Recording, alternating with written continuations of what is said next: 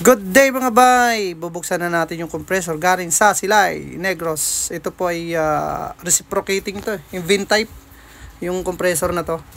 Mga bay, sisingit ko lang yung mga nagtatanong kung bakit nasusunog ang kanilang pulley at saka yung magnetic coil.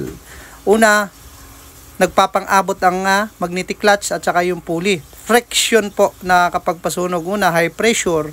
Tapos pagka normal, nakapatay ang pressure, naririnig yung kumakalansing na yung clutch. Huwag nyo na pong ituloy.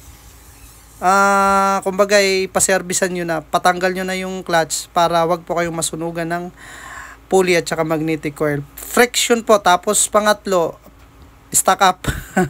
Ganyan po. Yan po, nakakapagpasunog din ng coil po yan. Marami pang dahilan. Ito yung compressor na hindi mo dapat pababayaan ng langis para hindi siya mag-stock up.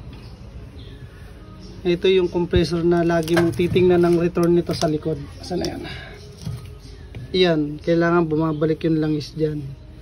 Yan ang isusureball nyo sa may mga ganitong compressor. Sa mga TU85, TU100, yan po.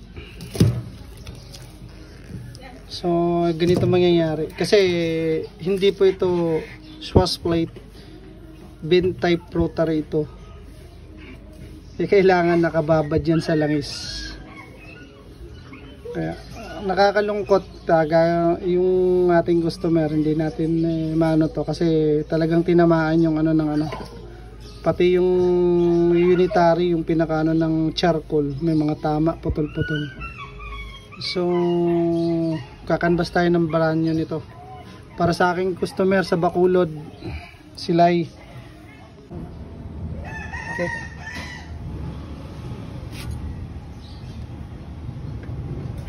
Yun, nakakapag-cause ng pagkasunog din ng ating clutch at magnetic coil.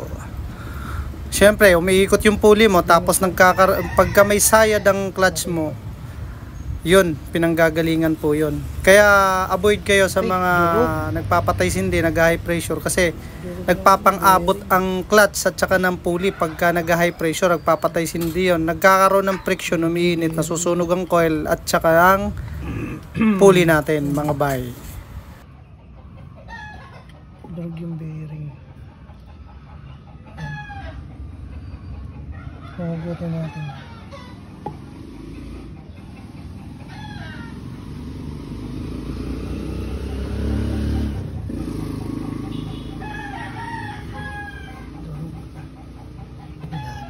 Ito mga bay, ito yung tinatawag na yung VIN type, rotary VIN type yata ito, hindi ko lang sure.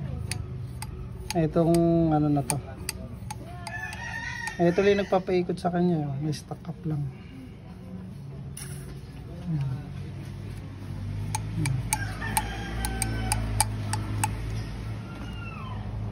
Rotary VIN type compressor. Actually pang aircon lang talaga ito pero ginamit na nila pang freezer, which is ganun din naman ang QP. Kaya mo naman. Ayan, mga debris. Grabe ba? So wala na, order ka na talaga nito. Ayan. Order ka.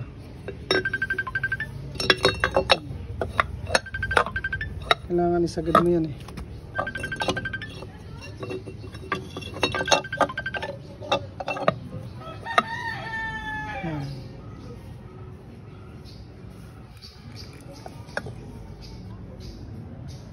So wala, bibili tayong bago nito. Okay pa naman Ito yung nagmo-move ng para umikot yan. Rotary beam, rotary type. Ito yun.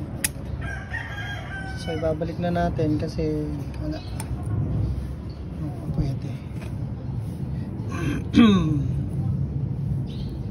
Yan na siya. Ikutin na lang natin itong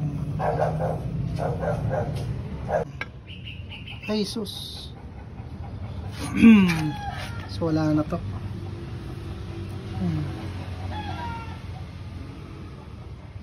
Wala na siya.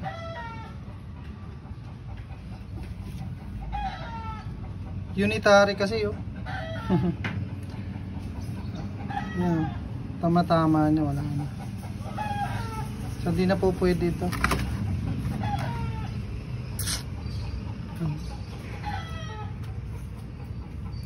Napakasimple lang. Unitary.